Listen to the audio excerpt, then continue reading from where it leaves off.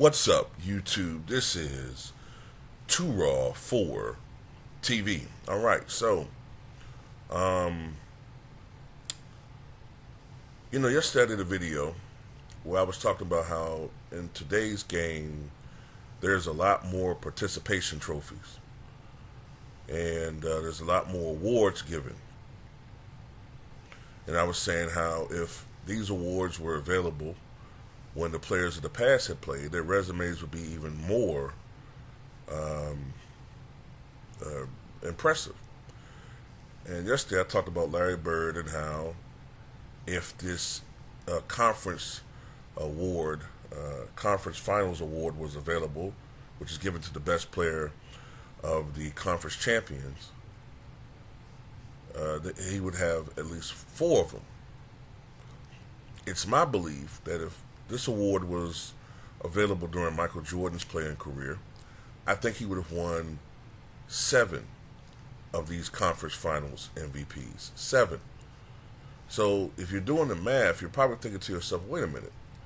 If Jordan has 6 championships and he's never lost in the finals, that must mean that he would have won that award in one series where his team lost. And I do agree. I do believe that. This is just my opinion. I can't prove it, but this is how I feel. So Michael Jordan has appeared in, or he did appear in 8 conference championships in his career series. The first one in 1989, the last one in 1998.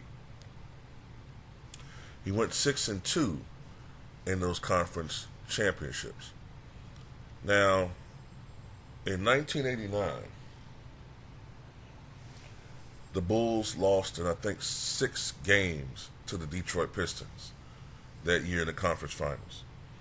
In that series, Jordan averaged 29.7 points, 5.5 rebounds, 6.5 assists, 2 steals, and half a block a game. He shot 46% from the floor, only 24% from downtown, and 76% from the free throw line. Now, in that series, I think that the MVP, the conference finals MVP, had it been in existence, I think it would have went to Isaiah Thomas. Michael had really one strong game in that series. In game 6 of that series, Isaiah Thomas had like 33 points. So it only goes, first of all, because it only went 6 games, and number 2, Isaiah Thomas had such a strong closeout game. I think it went to Isaiah Thomas. In 1990, though, even though the Bulls lost in 7, I think, and I think it would have been pretty close, the vote, but I think it would have gone to Michael Jordan. I think he would have been a rare player to win that award despite his team losing. What would have helped him was, number 1, the series going 7 games.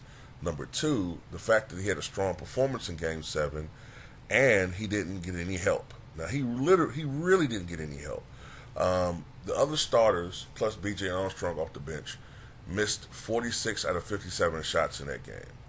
They missed 46 out of 57 shots, and the Bulls still only lost by 19. I know that sounds like a lot, but when you consider that those guys missed 46 field goals, you'd think they would have lost by 50. Plus, Michael was the leading scorer, I think, in 6 of those 7 games. 32.1 points, 7.1 rebounds, 6.3 assists, 2.1 steals, 0.6 blocks, 47% shooting from the floor, 29% from downtown, 88% from the charity stripe. These numbers are an improvement over the 89 series, despite the fact that they had instituted the Jordan rules. I think that Michael would have narrowly won conference finals MVP. In 1991, in their third meeting with the Pistons, Jordan averaged 29.8 points, 5.3 rebounds, 7 assists, 2.3 steals, 1.8 blocks. Of course, in that series, the Bulls swept the Pistons and went on to win the NBA championship. Jordan shot 54% from the floor, 60% from 3 in that series, and 83% from the foul line. In 1992, they played the Cleveland Cavaliers, a series that the Bulls won 4-2, and they went on to win the championship that year. Jordan averaged 31.7 points, 6.5 rebounds, 6.3 assists, 2.5 steals, and half a block. Shot 44% from the floor, which was low by his standards. The Cavaliers were a really good defensive team that year. But Jordan did shoot 50% from downtown, a bit of a precursor to his Game 1 performance against Portland, and 91% from the charity stripe. In 1993, against the New York Knicks, one of the great defensive teams of all time, outside of that Memorial Day game where Jordan dropped 54 points, he struggled shooting mightily in this series. I think there was one game he went 3 for 18. And there was another game where he struggled mightily shooting. But the Bulls were overcome an 0-2 deficit to win 4 games in a row and to go on to the NBA Finals where they would beat the Suns in 6 and win their 3rd consecutive championship. But in that series against the Knicks, Jordan averaged 32.2 points per game, which is the most he's ever averaged in a conference series, 6.2 rebounds, 7 assists, 2.5 steals, and 1 block. But he only shot 40% from the floor overall in that series. But he did shoot 40% from three-point range and 87% from the charity stripe. Then, of course, Michael Jordan retires and comes back late in the 95 season, but he doesn't get to another conference championship series until 1996 when he's playing the Orlando Magic. That series, the Bulls swept the Magic in 4 games. Game 5 was a closeout. Game 4, was the closeout game. Jordan had 45 points on 16 of 23 shooting in that game. In the series, Jordan averaged 29.5 points, 5.5 rebounds, 4.8 assists, 2.3 steals, and 0.8 blocks. He shot 52% from the floor in the series, 64% from downtown, and 75% from the free throw line. In 1997 against the Miami Heat, the Bulls would defeat the Heat, who were a team that won 61 games that year. They defeated them 4-1. Michael Jordan struggled mightily with his shooting in that series. In Game 4, Jordan had perhaps his worst shooting game ever, shooting 9 for 35 from the floor. Then in Game 5, he followed up with a game that was almost as dreadful, 11 of 31 shooting. In that series, Jordan averaged 30.2 points per game, 8 rebounds, 2.6 assists, 1.8 steals, 0.8 blocks, and he only shot 39% from the floor and only 12% from downtown, where he did shoot 86% from the charity stripe. In 1998, his last conference finals series against the Pacers, a series that went to the wire, 7 games down to the wire. Jordan averaged 31.7 points, 5.7 rebounds, 4.1 assists, 1.7 steals, 0.4 blocks. He shot 47% from the floor in that series, 40% from 3, 81% from the foul line. And they would go on to beat the Utah Jazz for the 2nd year in a row to win their 2nd three-peat and 6th championship in 8 years. Altogether, in conference championship series in 45 games, Jordan averaged 31 points, 6.3 rebounds, 5.6 assists, 2.1 steals, 0.7 blocks, 45% shooting from the floor, 35% from 3, 83.1% from the charity stripe. And that is with him going up against some great defensive teams. Just to give you an indication of what I'm talking about, let's look at the 1989 Pistons.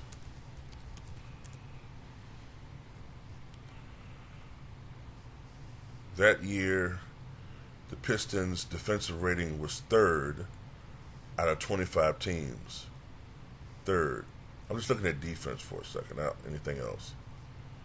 And they gave up the second fewest amount of points in the NBA at 100.8 that year.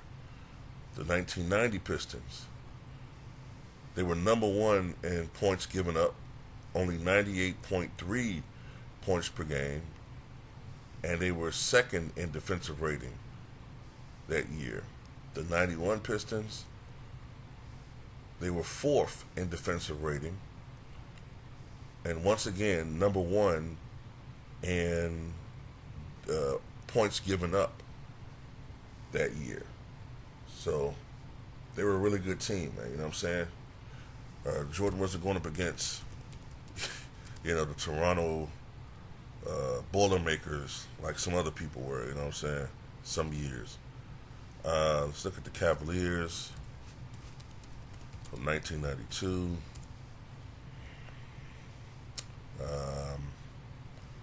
They were 11th in defensive rating, so they were one of the better defensive teams in the NBA. They were 10th in points given up that year, as far as points yielded.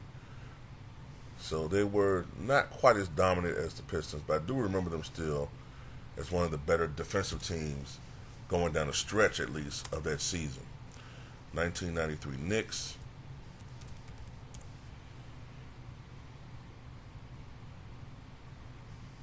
Number one in points given up. Or when I'm saying number one, I mean they give the fewest amount of points. And they were number one in defensive rating. So they were the best defensive team in the NBA. 1996 Magic.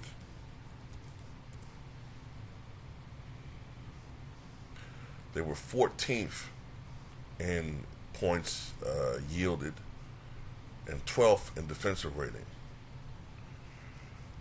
That team was known more for its offensive punch and just overall talent level.